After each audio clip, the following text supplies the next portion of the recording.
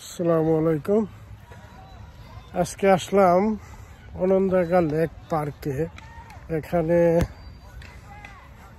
খুবই সুন্দর একটা পার্ক আমেরিকাতে। দেখেন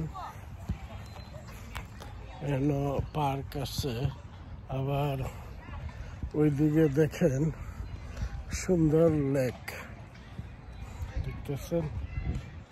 দেখেন কত সুন্দর লেক।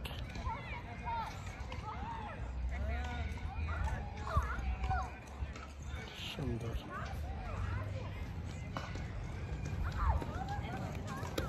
দারুণ লাগছে।